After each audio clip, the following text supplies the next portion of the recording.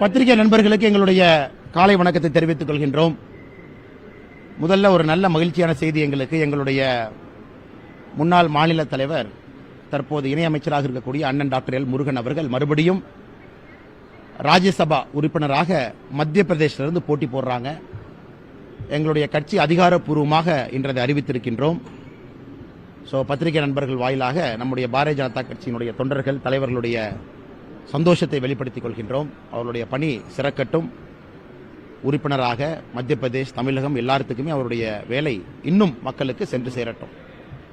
இன்னைக்கு நம்முடைய சட்டப்பேரவையில் 2 தீர்மானங்களை நம்முடைய திராவிட முன்னேற்ற கழகத்தினுடைய அரசு முதலமைச்சர் திரு மு.க. ஸ்டாலின் அவர்கள் கொண்டு வந்திருக்கிறாங்க. இந்த 2 தீர்மானங்களை பற்றி கொஞ்சம் விலாவரியா பேச வேண்டிய கடமை எங்களுக்கு இருக்கு. ஏன்னா 2 முக்கியமான தீர்மானங்கள் தான். அந்த தீர்மானம் சரியா தவறா அப்படிங்கறத பாரதிய ஜனதா கட்சியின் நிலைப்பாட்டை எங்களுடைய சட்டமன்ற குழு தலைவர் திரு நயினார் நாகேந்திரன் அவர்கள் தெரிவித்துவிட்டு வெளிநடப்பு செஞ்சிருக்கிறாங்க. 4 சட்டப்பேரவை உறுப்பினர்களும் கூட. முதல் தீர்மானம் ஒரே நாடு ஒரே தேர்தல், இதற்கான தீர்மானம். இதை திராவிட முன்னேற்ற கழகம் எதிர்த்து இன்னைக்கு ஒரு தீர்மானம் கொண்டு வந்திருக்கிறாங்க. பாரதிய ஜனதா கட்சியின் நிலைப்பாடு இதில் மிக தெளிவாக இருக்கின்றோம். ஒரே நாடு ஒரே தேர்தல் என்பது தேவை என்று சொல்வதை விட இது காலத்தினுடைய கட்டாயம். ஏன் காலத்தினுடைய கட்டாயம்னா, சுதந்திர இந்தியாவிற்கு நடைபெற்ற முதல் தேர்தல் 1952.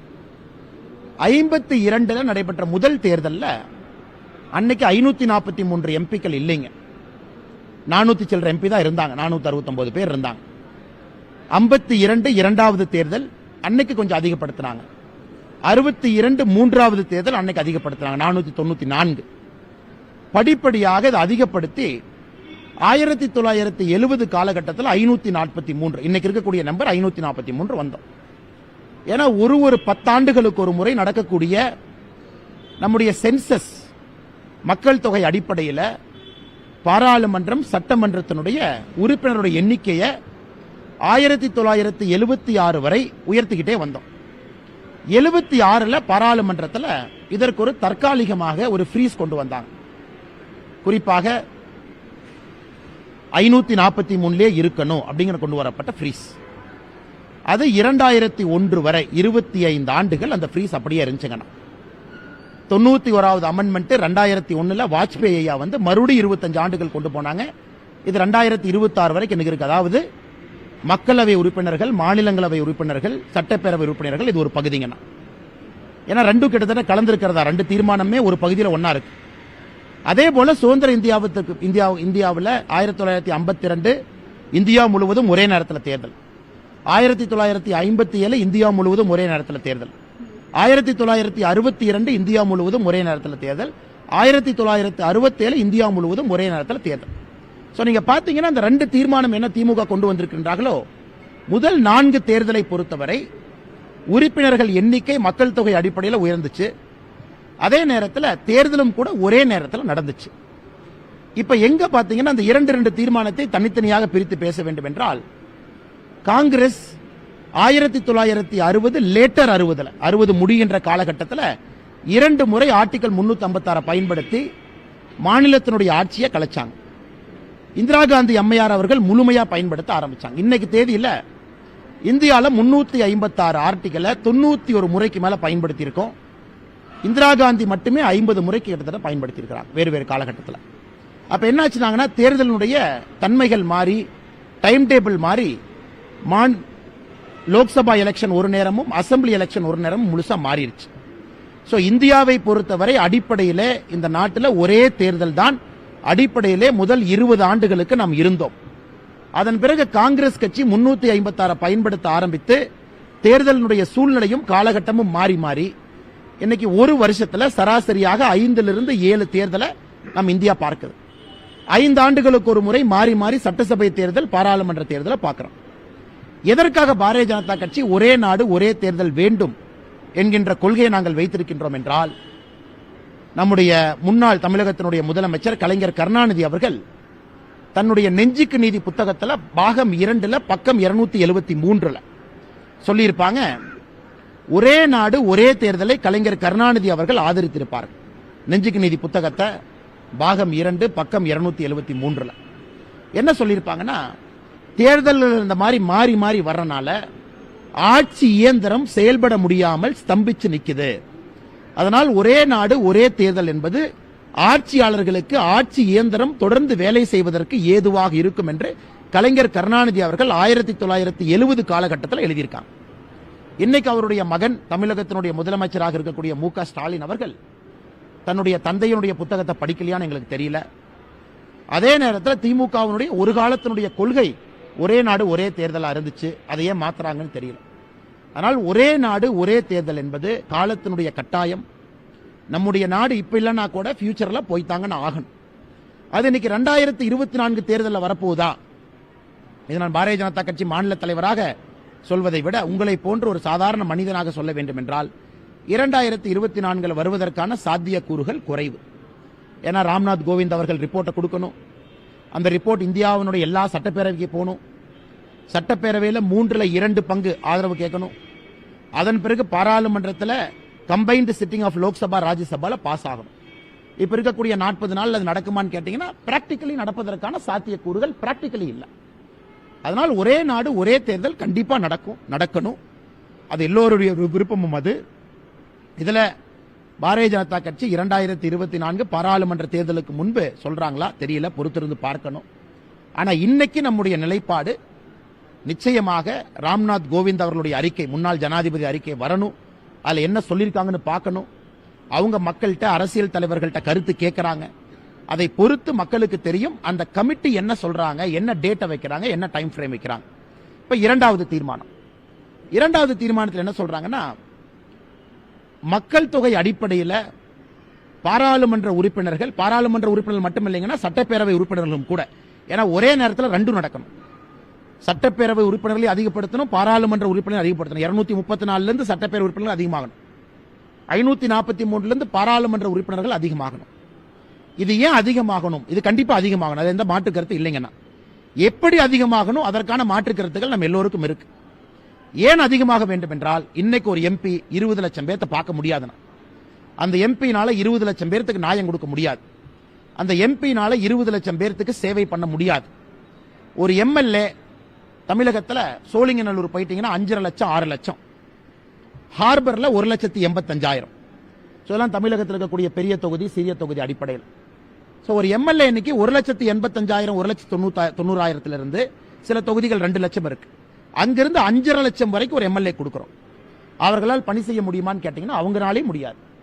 அதனால அரசு நிர்வாகம் ஸ்தம்பிச்சு நிற்குது. அதாவது அரசு இயந்திரத்தை பொறுத்தவரை அதிகாரிகள் நடத்துறாங்க, அரசியல்வாதிகளால் நடத்த முடியல, மக்களை சந்திக்க முடியல. ஒரு எம்எல்ஏ ஆபீஸ்ல எத்தனை பேர் போய் எம்எல்ஏ பார்க்க முடியுது? அதனால இன்னைக்கு நிச்சயமாக பாராளுமன்ற உறுப்பினர்கள் சட்டமன்ற உறுப்பினர்களுடைய எண்ணிக்கை உயர்த்தணும். இது 1976 543 ஃப்ரீஸ் பண்ணாங்க. ஏன் ஃப்ரீஸ் பண்ணாங்க அப்படிங்கறத முதலமைச்சர் ஸ்டாலின் அவர்கள் மறைக்க கூடாது. அசாம்ல பிரச்சனை ஆச்சு, ரெஃப்யூஜி அதிகமா வந்தாங்க, பங்களாதேஷ்ல இருந்து வந்தாங்க. அப்ப அசாம் அக்காடு கையெழுத்து போட்டாங்க. அதன் பிறகு பாராளுமன்றத்தில் ஏகமனதாக 1976 இருந்து 25 ஆண்டுகள் 2001 வரைக்கும் ஃப்ரீஸ் பண்ணிடலாம். 2001 இருந்து வாஜ்பேயி ஐயா மறுபடியும் 25 ஆண்டுகள் ஃப்ரீஸ் பண்ணாங்க, 91வது அமெண்ட்மெண்ட். இன்னைக்கு 2026 வரைக்கும் தான் ஃப்ரீஸ் இருக்குன்னா. எப்படி இருந்தாலும் 2026க்கு பிறகு இந்த ஆண்டுக்கான சென்சஸ், இந்த டிகேட் 2021க்கான சென்சஸ் நடத்தி முடித்த சென்சஸ், நடத்த போற சென்சஸ் வச்சு 33% இடஒதுக்கீடு கொடுக்கணும். அந்த 33% இடஒதுக்கீடும் சென்சஸ் அடிப்படையில், அதுக்கு சென்சஸ் வேணும், மக்கள் தொகை கணக்கெடுப்பு. 543 உயர்த்தணும், அதுக்கு சென்சஸ் வேணும். 234 சட்டப்பேரவை உறுப்பினர்கள் உயர்த்தணும், அதுக்கு சென்சஸ் வேணும். அதனால் ஏதோ முதலமைச்சர் அவர்கள் எடுத்தங்கவுத்தன்னு ஒரு 10 வரியில அதை எழுதி கொண்டு வந்து சட்டப்பேரவையில் கொடுத்து இதற்கு நீங்க ஆதரவு கொடுங்க, எதிர்ப்பு தெரிவிங்கன்னு கேட்பது என்னை பொறுத்தவரை அடிப்படையில் ஒரு திங்கிங் இல்லாம, யோசனை இல்லாம கொண்டு வந்திருப்பதாக நான் பார்க்கிறேன். இதெல்லாமே இன்டர் கனெக்டட். 33% இடஒதுக்கீடும் சட்டப்பேரவை உறுப்பினர்கள் எண்ணிக்கையும் பாராளுமன்றத்தினுடைய உறுப்பினர் எண்ணிக்கையும் ஒரே நேரத்தில் ஒன்னா தான் வரும். அப்படி ஒன்னா வந்தால் மட்டும்தான் 33% இடஒதுக்கீடு உங்களால அமல்படுத்த முடியும்.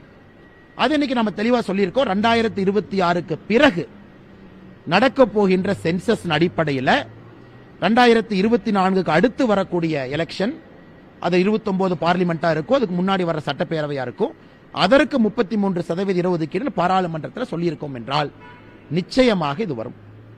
இப்ப இரண்டாவது கருத்து, பாரதிய ஜனதா கட்சி தமிழகத்தில் மக்கள் தொகை அடிப்படையில் மட்டும் இந்த உறுப்பினர்கள் எண்ணிக்கை அதிகரிப்பதை எப்படி பார்க்கறீங்க? சோ பாரதிய ஜனதா கட்சி இதை தெளிவாக சொல்லிக் கொண்டிருக்கின்றோம். மக்கள் தொகை மட்டுமே ஒரு கணக்கீடாக இருக்கக்கூடாது என்பதிலே பாரதிய ஜனதா கட்சி தமிழகத்தினுடைய கருத்து தொடர்ந்து சொல்றோம். Population is not the only criteria. காரணம், இன்னைக்கு ஒரு மாநிலத்தினுடைய டோட்டல் ஃபர்டிலிட்டி ரேஷியோ டிஎஃப்ஆர், அதாவது சராசரியாக ஒரு தாய்க்கு எத்தனை குழந்தை பிறக்கிறாங்க, இந்தியாவுடைய ரீப்ளேஸ்மெண்ட் ஃபர்டிலிட்டி லெவல் 2.1ங்கண்ணா. இன்னைக்கு சில மாநிலங்கள் 3 இருக்கு, சில மாநிலங்கள் 1.7 இருக்கு, சில மாநிலங்கள் 2.1 மீட் பண்ணிருக்கிறோம். தமிழகம் போன்ற மாநிலங்கள் பாப்புலேஷன் கண்ட்ரோல்ல 1.9 to 2.1 இருக்கும். அப்படி இருக்கும் பொழுது நம்முடைய பிரதமர் அவர்கள் மொடாலிட்டி பத்தி சொல்லல, பாரதிய ஜனதா கட்சி எப்படி இருக்கும் என்று சொல்ல. பாரதிய ஜனதா கட்சியை பொறுத்தவரை ஒரே நாடு ஒரே தேர்தல். பாரதிய ஜனதா கட்சியை பொறுத்தவரை உறுப்பினர்களுடைய எண்ணிக்கை அதிகப்படுத்தணும். அதனால் யாருக்கும் பாதகம் இல்லாம, எந்த ஒரு மாநிலத்திற்கும் பிரச்சனை இல்லாம எல்லா மாநிலமும் சுமூகமா எடுத்துட்டு. உதாரணத்திற்கு இன்னைக்கு இருக்கிறத டபுள் பண்ணலாமா? இன்னைக்கு தமிழகத்தில் 39 இருக்காங்க, இன்டூ 1.8 பண்ணலாமா? இல்ல யூபி இன்டூ 1.8 பண்ணலாமா? இன்னைக்கு இருக்கிறத அதே ப்ரொபோர்ஷனேட் ரேஷியோல அதிகப்படுத்தலாமா? ஒரு ஆப்ஷன் தான். அல்லது வேறு ஒரு கிரைட்டீரியா கொண்டு வந்து அதிகப்படுத்தலாமா? அது ஒரு ஆப்ஷன். சோ எதுவுமே சொல்லாதப்ப பாரதிய ஜனதா கட்சி தமிழகத்தினுடைய நிலைப்பாடு மக்கள் தொகை மட்டுமே அடிப்படை ஆதாரம் இல்லை என்று நாங்கள் தொடர்ந்து சொல்லியும் கூட முதலமைச்சர் அவர்கள் யாரை குழப்புவதற்காக இன்னொரு தீர்மானத்தை கொண்டு வந்திருக்காங்க. அதனால் 2 தீர்மானத்தை ஆழமா பாத்தீங்கன்னா, அதிகப்படுத்தணும், ஒரே நாடு ஒரே தேர்தல் கொண்டு வரணும். மொடாலிட்டிஸை பத்தி எங்களுக்கும் கருத்து இருக்கு, அது வருகின்ற பொழுது பார்த்துக் கொள்ளலாம். யாருக்கும் பிரச்சனை இல்லாம மோடி ஐயா கொண்டு வருவாங்க, அதுல எந்த மாற்று கருத்தும் இல்லை.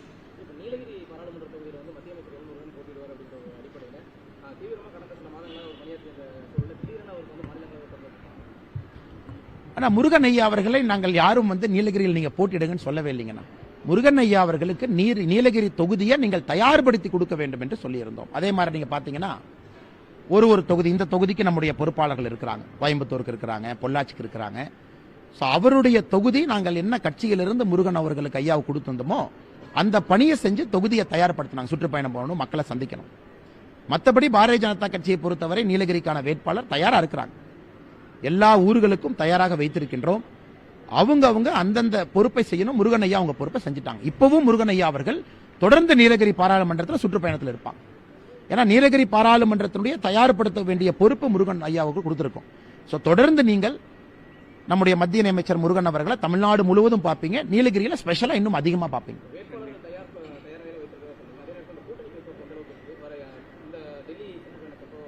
ஆனா டெல்லி செயற்குழு மீட்டிங் அதெல்லாம் போதுங்கண்ணா, அது ரொட்டீன் மீட்டிங்னா.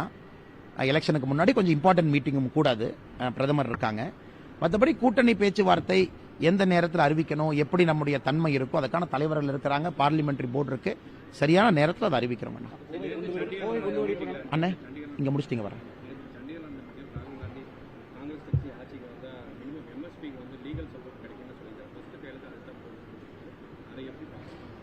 அண்ணே கொஞ்சம் நான் டீட்டெயிலா பேசணும், தப்பா நினைச்சுக்காதீங்க. ஏன்னா இது மக்களுக்கு உண்மையாலுமே தெரியணும்.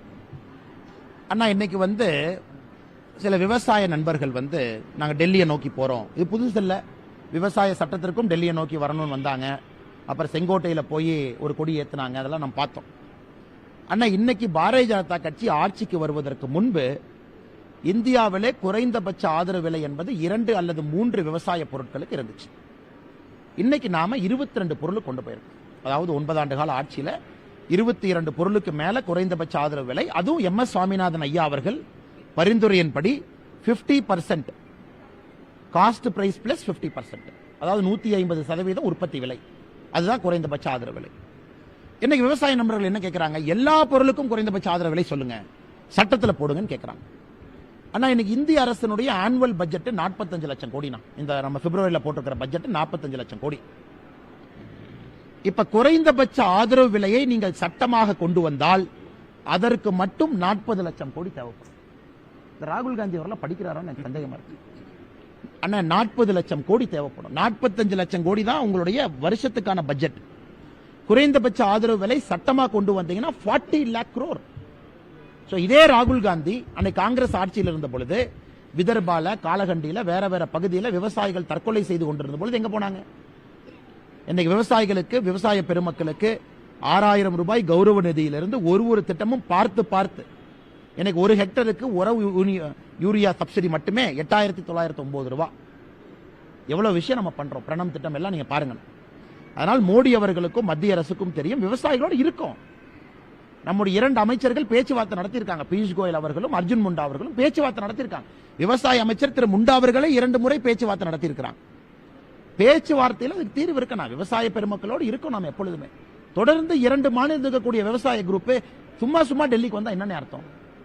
இன்னைக்கு தமிழ்நாட்டில் பார்த்த நேற்று விவசாய நண்பர்கள் டெலிகாம் டவர் மேல திருச்சி எல்லாம் போனாங்க. அந்த விவசாய நண்பர்கள்ட்ட நான் கேட்கிறேன், குறைந்தபட்ச ஆதரவு விலை கரும்புக்கும் நெல்லுக்கும் உயர்த்துறன்னு திமுக சொன்னாங்களா தேர்தல் அறிக்கையில? 1 குவிண்டலுக்கு 1 டன்னுக்கு கரும்புக்கும் நெல்லுக்கு சொன்னாங்க. அதையே எடுத்து போராட மாட்டாங்க. திமுக தேர்தல் வாக்குறுதி 66 நம்பர் 68 நம்பர் ரெண்டையும் படிச்சு பார்த்தீங்கன்னா, ரேஷன் கடையில தேங்காய் எண்ணெய் கொடுப்போம் 66, 68 மரச்செக்கு எண்ணெய். அதை பத்தி ஏன் பேச மாட்டாங்க? அதனால் தமிழகத்தில் இருக்கக்கூடிய சில விவசாய குரூப்புகளுக்கு அவங்களுக்கு எலெக்ஷன் வந்தா மட்டும்தான் கண்ணு ஓபன் ஆகுது. நானும் விவசாயி தானே, எங்களுக்கு இல்லாத அக்கறையா? நாங்களும் விவசாயி தான். சும்மா இந்த விவசாய நண்பர்கள் இப்ப கிளம்பி வந்து நான் டவர் மேல ஏறுறேன், நான் வந்து திருச்சியில ரோட்டை பிளாக் பண்ணுவேன், நான் வந்து அப்படி பண்றேன்னா, நீங்க உண்மையாலுமே விவசாயிகள் மீது அக்கறை இருந்தா கள்ளுக்கடையை திறப்போம். திமுக தேர்தல் வாக்குறுதி 66, 68 செயல்படுத்த வைப்போம். திமுக தன்னுடைய தேர்தல் வாக்குறுதி சொன்ன குறைந்தபட்ச ஆதரவு விலை கரும்புக்கும் நெல்லுக்கும் உயர்த்துவோம். அதை பத்தி பேச மாட்டீங்க. ஆனா இவர்கள் ஹரியானா டெல்லியில் நடக்கிற போராட்டத்துக்கு இங்கிருந்து ஆதரவு கொடுப்பேன்னு சொல்றது ஏற்றுக்கொள்ள முடியாது. அதனால் சகோதர சகோதரிகளுக்கு நம்முடைய நண்பர்கள் புரிந்து கொள்ள வேண்டும், 40 லட்சம் கோடி பட்ஜெட்ல இருக்கிற 45 லட்சம் கோடியில 40 லட்சம் கோடி விவசாய பெருமக்களுக்கு குறைந்தபட்ச ஆதரவு விலைக்கு சட்டமாக நீங்கள் ஏற்றிவிட்டால் எப்படி இந்த நாடு வளர்ச்சி பாதையில போகும்? விவசாயிகளும் வேண்டும், விவசாயிகள் தான் ஃபர்ஸ்ட். தொழிற்சாலைகளும் வேண்டும், ரோடு வேணும், ஹாஸ்பிட்டல் வேணும், சுகாதாரம் எல்லாம் வேணுங்க. அதனால் நாங்கள் அவர்களோடு இருக்கின்றோம். மார்க்கெட் இன்டர்வென்ஷன் பண்றோம் அப்படிங்கிறோம். எக்ஸ்போர்ட், இம்போர்ட் டியூட்டி அதெல்லாம் சரி பண்ணி கொடுக்கிறோம். சின்ன வெங்காயத்துக்கு வந்து ஏற்றுமதி தடை வேணுமா, இறக்குமதி பண்ணணுமா, எல்லாம் பண்றோம். உங்களுக்கு எந்த காலகட்டத்தில் ஒரு விவசாய பொருளுக்கு பிரச்சனை இருக்கோ அப்பப்ப மத்திய அரசு சால்வ் பண்ணி கொடுக்கிறோம். அதே நேரத்தில் சட்டமாக இயற்றுவது என்பது இயலாது என்பதை விவசாய நண்பர்களுக்கு நம்முடைய அமைச்சர்கள் அவர்கள், அமைச்சர் பெருமக்கள் பொறுமையாக அமர்ந்து பேசுறாங்க. ஆனா உள்ள பாலிடிக்ஸ் வந்தா எப்படின்னு சம்பந்தமே இல்லாத ராகுல் காந்தி எங்கேயோ இருந்து ஜம்ப் அடிக்கிறார். 40 லட்சம் கோடிக்கு நான் கையெழுத்து போடுவேன். அண்ணே, ஆட்சிக்கு வராதவங்க என்ன வேணாலும் சொல்லானே, ஆட்சிக்கு வரப்போற நாம ஒரு வார்த்தை சொல்லும் பொழுது அளந்து பேசணும்ல. ராகுல் காந்தி அவர்கள் அடுத்த 60 நாளைக்கு என்ன வேணாலும் பேசுவார். ஆனா ஆட்சியில் நாம் இருக்கோம், ஆட்சியில் நாம இருக்க போறோம். அப்படி இருக்கும் பொழுது திமுக காங்கிரஸ் மாதிரி பொய்யான வாக்குறுதி நம்ம கொடுக்க போறதில்லை. என்ன முடியுமோ அதை மட்டும்தான் சொல்வோம். அதை எப்படி செயல்படுத்துவோம் என்பதையும் சொல்வோம். இதை நம்முடைய தமிழகத்தில் இருக்கக்கூடிய பெருமக்கள் இதை உணர்ந்து கொள்ள வேண்டும். குறைந்தபட்ச ஆதரவு விலை சட்டமாக கொண்டு வந்தால் 40 லட்சம் கோடி தேவைப்படும். மத்திய அரசினுடைய பட்ஜெட்டே அப்ப வரி போடலாமானே? வரி போடுவோமா? 40 லட்சம் கோடி எப்படி வருது? வரியும் போடக்கூடாது, நமக்கு பிரச்சனை. வரியும் போடக்கூடாது, வர்ற வரியில பட்ஜெட்டை பேலன்ஸ் பண்ணணும். பிஸ்கல் டெபிசிட் 3.6 4 தாண்டக்கூடாது, அதுக்குள்ள வரிய போடணும். பணவீக்கம் அதிகமாக கூடாது, இன்ஃபிளேஷனை கண்ட்ரோல்ல வைக்கணும். எப்படிங்க என்ன முடியும்? அதனால் விவசாய பெருமக்களும் பெருந்தன்மையாக, விவசாய பெருமக்களுக்கு எங்களுடைய வேண்டுகோள், 2 கரம் கூப்பி வேண்டுகோள், பெருந்தன்மையாக நீங்க நாட்டை பார்க்கணும். எல்லா மக்களும் நன்றாக இருக்க வேண்டும். திரும்ப நம்ம டிராக்டர் எடுத்துட்டு போறது, டெல்லியை சுத்தி அடைச்சு வைக்கிறது, டென்ட் போட்டு அங்கேயே தங்குறது, இது எத்தனை பேருக்கு தொந்தரவு? எத்தனை பேருக்கு தொந்தரவு? ஆனா இவர் கேட்டாரு, இவர் கேட்டாங்க வரேன். கோவை குண்டுவெடிப்பு சம்பவம் நடந்து இன்னைக்கு 26வது புஷ்பாஞ்சலி. ஆமாங்க. இந்நிலைமையில வந்து அந்த மாதிரி தீவிரவாத செயல்களில் ஈடுபட்ட கைதிகளை வந்து விடுவிக்கணும்னு சொல்லிட்டு திமுக உட்பட எதிர்க்கட்சிகள் எல்லாமே ஒரு குரல்ல. ஆனா பிப்ரவரி 14 1998 குண்டு வெடிப்பு கோயம்புத்தூர்ல நீங்க யாரும் மறக்க மாட்டீங்கன்னா, தமிழ்நாடு ஃபுல்லா பத்திரிகை நண்பர்கள் வேறு மாதிரி கேள்வி கேட்டாலும் கூட கோயம்புத்தூரை பொறுத்தவரை உங்களுக்கு தெரியும். ஏன்னா நீங்க அதை உணர்ந்தவங்க. இது வந்து லிவ்டு எக்ஸ்பீரியன்ஸ், லிவ்டு ரியாலிட்டி. அன்னைக்கு வந்து 50 பேர் 68 பேர் இறந்தாங்க, 57 பேர் உடனடியாக இறந்துட்டாங்க, 250 பேருக்கு மேல காயம்பட்டாங்க, பாதிக்கப்பட்டாங்க. அது வந்து 2009 திமுக ஆட்சியில் இருந்த பொழுது 9 பேர்த்த விடுதலை பண்ணாங்க. இன்னைக்கு 16 பேர்த்த விடுதலை செய்ய வேண்டும் என்று திமுக கங்கணம் கட்டி கொண்டு சுத்துறாங்க. அதுவும் குறிப்பாக 2021 பிறகு ஒரு நீதியரசர் கமிஷனை போட்டு கமிஷன் சொல்லிட்டாங்க, அதனால விடுதலை பண்றோம். அண்ணா, அக்டோபர் 2023 சுப்ரீம் கோர்ட் சொன்னாங்க இவர்களுக்கு பெயில் கிடையாது, இது கிரேவஸ்ட் ஆஃப் கிரேவ் ஆஃபென்ஸ் சொன்னாங்க. அதன் பிறகு அந்த முக்கிய குற்றவாளி ஒருவர் பெயில்ல போய் மறுபடியும் பெயில் எக்ஸ்டென்ஷன்ல இருக்காங்க. அதனால் கோவை குண்டுவெடிப்பு வழக்கில் கன்விக்டட் கிரிமினல்ஸை எந்த காரணத்திற்கும் வெளியே விடக்கூடாது என்பது பாரதிய ஜனதா கட்சியினுடைய நிலைப்பாடு. இதுல எந்த மாற்று கருத்து இல்லை. ஏன்னா கோயம்புத்தூருக்கு வந்திருக்கக்கூடிய அபாயம், ஏன்னா 3 நாளைக்கு முன்னாடி தானே என்னையே 5வது ரைடு பண்றான். Arabic college, Madras Arabic college, Coimbatore Arabic college எல்லாம் ரைடு பண்ணி இன்னொரு 4 பேர்த்த கைது பண்றாங்க. சார்ஜ் ஷீட் 3 போட்டிருக்காங்க. தொடர்ந்து நடந்துகிட்டே இருக்கு. கோயம்புத்தூரை பொறுத்தவரை இன்னும் அபாயத்திலிருந்து தப்பிக்கல. ஆனா சில அரசியல்வாதிகள் வாக்கு வங்கிக்காக என்ன வேணாலும் செய்யலாம்னு செய்யறாங்க. இதை நாங்கள் கடுமையாக எதிர்க்கின்றோம். இன்னைக்கு சாயந்தரம் ஆர்எஸ்புரத்துல இதை பற்றி இன்னும் விலாவரியாக நாங்க பேச போறோம். அண்ணா,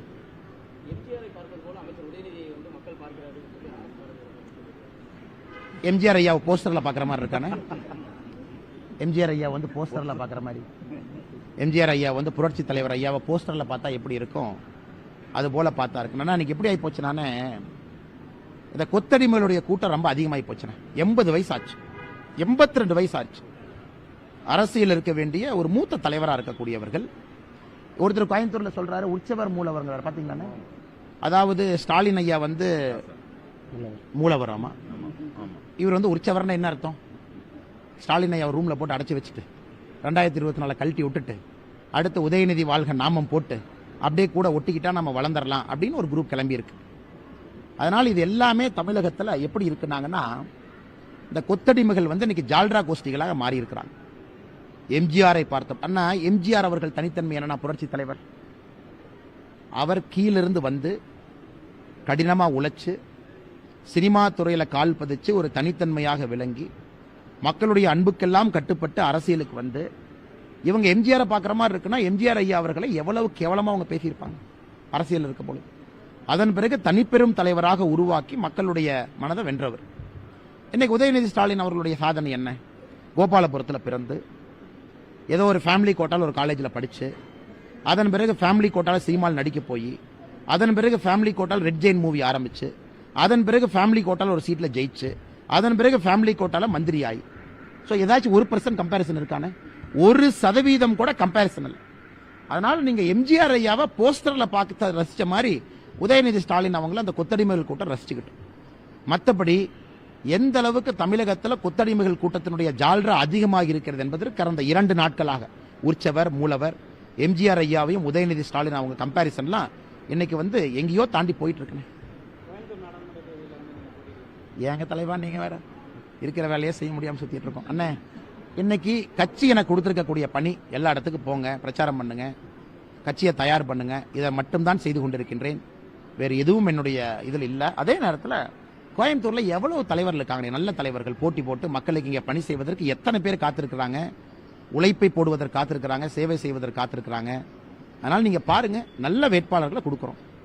மக்கள் நல்ல வேட்பாளர்களுக்கு ஆதரவு கொடுப்பாங்க, மோடி ஐயாக்கு ஆதரவு கொடுப்பாங்க. பின்னால் இருந்து வேலை செய்வதற்கு நான் எப்பொழுதும் தயாரா இருக்கிறேன், சேவகனாக இருக்கிறேன். அதுக்கப்புறம் கட்சியினுடைய முடிவண்ணா என்ன சாய்ப்பு இருக்கா? அம்னே,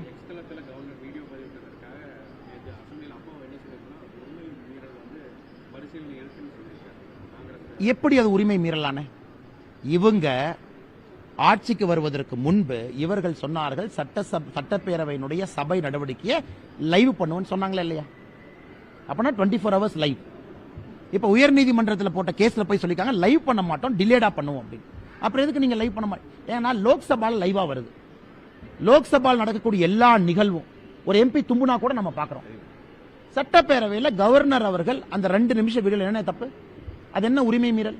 கவர்னர் என்ன நடந்திருக்குன்னு அவருடைய பாயிண்ட் ஆஃப் வியூவை கவர்னர் அவருடைய எக்ஸ் தளத்துல போடுறத பாரதிய ஜனதா கட்சி மனப்பூர்வமாக ஆதரிக்கின்றோம், அதை ஏற்றுக்கொள்கின்றோம். அது என்ன உரிமை மீறல் பாத்திரலாம். அப்ப லோக்சபால மட்டும் ஒளிச்சொலிச்சு போடுறாங்களா? லோக்சபா ராஜ்யசபா 24/7 டிரான்ஸ்மிஷன் அவை நடக்கும் பொழுது வரும் பொழுது இங்க தமிழகத்தினுடைய சட்டப்பேரவை ஏன் வரமாட்டேது? ஏன் திமுக காரங்க பேசுறது மட்டும் போடுறீங்க, எதிர்கட்சி பேசுறது போடுறது இல்ல, பாரதிய ஜனதா கட்சி பேசுறது போடுறது இல்ல? இதெல்லாம் சும்மா அப்பா அவர்கள் பண்ற ஸ்டண்ட்டுங்கண்ணா. இன்னைக்கு தமிழகத்தினுடைய கரெக்டா சொல்லிடுறேன், நேற்று கொஞ்சம் மாற்றி சொல்லிட்டேன்.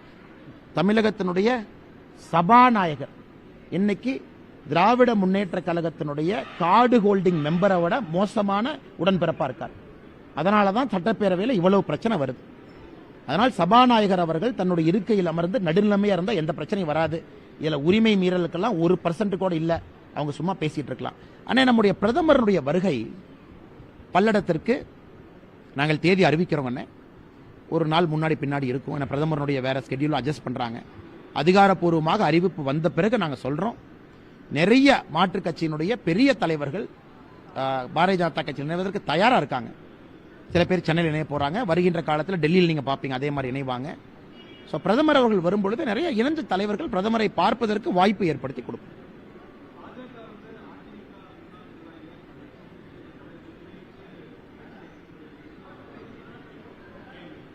அண்ணே, நாங்க யாரையும் போன் பண்ணி வாங்கன்னு கூப்பிடலண்ணே.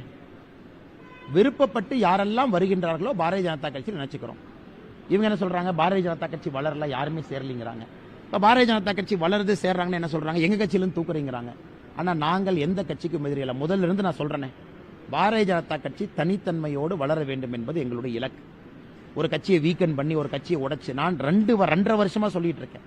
அந்த வேலைக்கெல்லாம் பாரதிய ஜனதா கட்சி எப்பொழுதும் போகாது.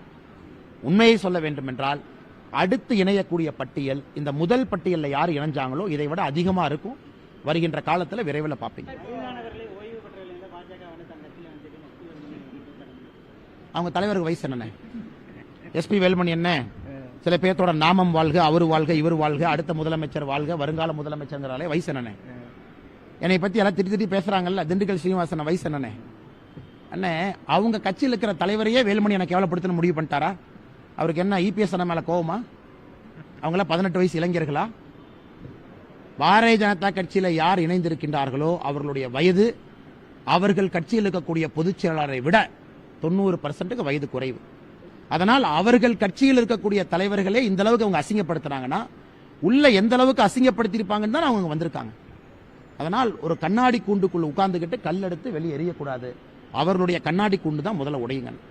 வேலுமணி அண்ணன் மீது எனக்கு தனிப்பட்ட விதத்தில் ஒரு மரியாதை இருக்கு. ஆனா அவங்க கட்சியிலிருந்து இணைஞ்சவங்களை நான் இணைஞ்சவங்க யாரையுமே ஏடிஎம்கே பத்தி கிரிட்டிசைஸ் பண்ண விடலையா? எங்களுடைய தனித்தன்மை என்னன்னா, ஒருத்தவங்க கட்சியில இணையறாங்கன்னா அவங்க வந்த கட்சியிலிருந்து யாரையும் கிரிட்டிசைஸ் பண்ண நாங்க அனுமதி கொடுப்பது கிடையாது. அது உங்களுடைய கடந்த காலம். நீங்க டிராவல் பண்ணிட்டீங்க. இன்னைக்கு பாரதிய ஜனதா கட்சிக்கு வந்திருக்கீங்க. அவங்க 18 பேர்த்துல பிரஸ் மீட்ல உட்கார வச்சு ஏடிஎம்கே திட்டுங்கன்னு யாராச்சும் சொன்னமா?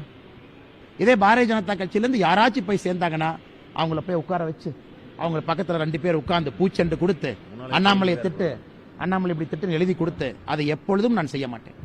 ஏன்னா அந்த கட்சியில பயணம் பண்ணி வெளியே வந்து அந்த கட்சியை நம்ம திட்டினோம்னா நம்ம கட்சியில் எப்படி இருப்பாங்க? அது என்னுடைய கொள்கை. அதனால் வெளியே வந்தவர்கள் மிக கண்ணியமாக பாரதிய ஜனதா கட்சியில் இணைந்து கண்ணியமான அரசியல் செய்யும் பொழுது அந்த கட்சியில் இருப்பவர்கள் இவர்களை பற்றி இது போன்று தவறாக சொன்னா அது ஏற்றுக்கொள்ள முடியுமா அப்படின்னு தான் நான் கேட்கிறேங்க. அண்ணா, இது ரொம்ப கடுமையான கண்டனங்கள். ஏன்னா கேரள அரசு ரொம்ப நாளைக்கு முன்னாடியே நம்ம குறைக்க போறோம்னு ஒரு வார்னிங் கொடுத்துட்டாங்க. அதன் பிறகு குறைச்சாச்சு.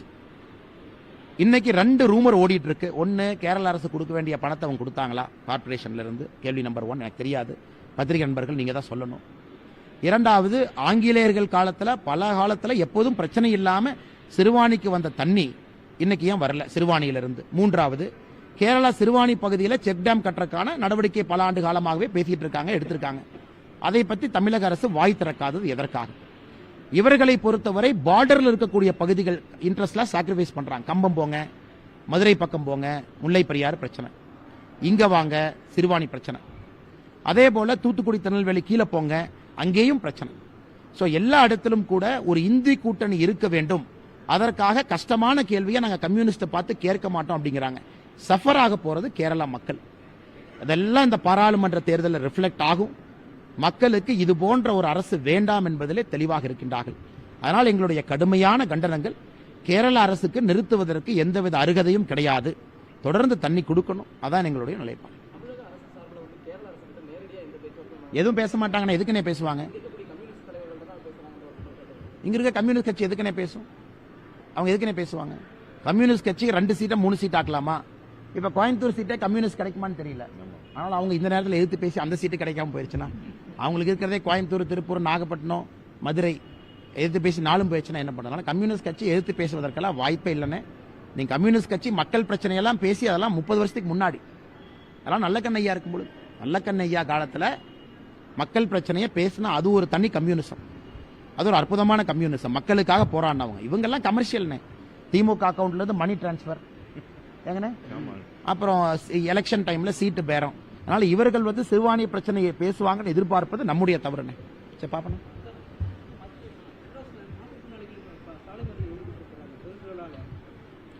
எத்தனை கேள்வி கேட்கறீங்கண்ணே? Economics, politics, geography. அண்ணே அண்ணே மாற்றுத்திறனாளிகளை பொறுத்தவரை இன்னைக்கு பாரதிய ஜனதா கட்சியில ஒரு தனி பிரிவு ஆரம்பிப்பதற்காக ஆலோசனை இருக்கின்றோம். ஏன்னா நம்ம யாத்திரையில போகும் பொழுது நிறைய பேர்த்தினுடைய கஷ்டத்தை பார்க்கும் பொழுது மாற்றுத்திறனாளிகளுடைய கஷ்டத்தை தான் அதிகமா பார்த்தோம். எல்லா மாற்றுத்திறனாளிகளுக்கும் இருக்கக்கூடிய அடிப்படை பிரச்சனை என்னன்னா, ஒரு வண்டி மொபிலிட்டி, அரசு பேருந்துல ஏறுவது இறங்குவதிலிருந்து, ஒரு அரசு அலுவலகத்துக்கு போனா ரேம்ப்ல இருந்து, இன்னைக்கு மாற்றுத்திறனாளிகளுக்கு கொடுக்கக்கூடிய கோட்டா பர்சன்டேஜ் ஒரு அரசு வேலையிலிருந்து அவர்களுக்கு நிறைய பிரச்சனைகள் இருக்கு. அதனால் பாரதிய ஜனதா கட்சியை பொறுத்தவரை அவர்களுக்கு ஒரு தனி பிரிவு ஆரம்பிக்கக்கூடிய ஆலோசனை இருக்கும். இன்சென்சிட்டிவ், ஏன்னா டிஎம்கே கவர்மெண்ட் அவர்கள் சொல்லியிருக்கக்கூடிய வாக்குறுதியை நிறைவேற்றல. மாற்றுத்திறனாளி சகோதர சகோதரிகளுக்கு அவர்கள் எதுவும் செய்ய போவதில்லை.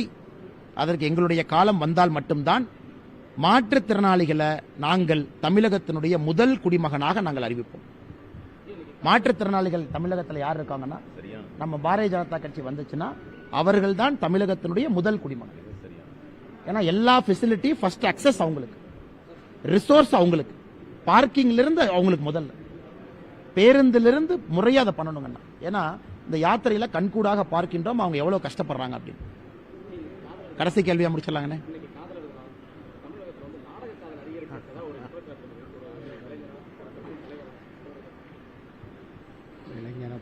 ஆனா இது எப்படி பதில் சொல்றதுன்னு தெரியல. ஏன்னா எனக்கு திருமணம் ஆயிருக்கு.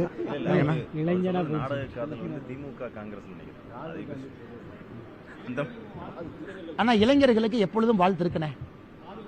அவர்களுக்கு பிடித்த ஆணோ பெண்ணோ, அது இப்ப சொல்லிடணும். ஆனா ஏதாச்சும் பேசி விபரீதம் ஆயிருதுனே. அப்புறம் டிஃபமேஷன் சூட் எல்லாம் போடுறான். என்னைக்கே அந்த டிஃபமேஷன் சூட் கணக்கு பாத்தீங்கன்னு வச்சுங்க, இந்தியாலே அந்த அமௌண்ட் அதை எவ்வளவு அமௌண்ட். அண்ணா எல்லா இளைஞர்கள் நன்றாக இருக்க வேண்டும். என்னுடைய திருமணம் கூட ஒரு புரிந்த ஒரு காதல் திருமணம். அதனால் எல்லாம் நல்லா இருக்கட்டும். அதில் எந்த எங்களுக்கு எப்பவும் ஆட்சேபனை கிடையாதுன்னா, அவர்களுடைய வாழ்க்கை துணைவி அவர்கள் தேர்ந்தெடுத்துக் கொள்கின்றார்கள். அதனால் அன்பான வேண்டுகோள், திமுக காங்கிரஸ் மாதிரி காதல் திருமணம் இருக்கக்கூடாது. எங்கண்ணா மோடி ஐயா பிஜேபி மாதிரி உங்க காதல் திருமணம் இருக்க வேண்டும் என்று சொல்லிக்கொண்டு உங்கள்கிட்ட இருந்து உத்தரவு வாங்கிக்கிறேன்.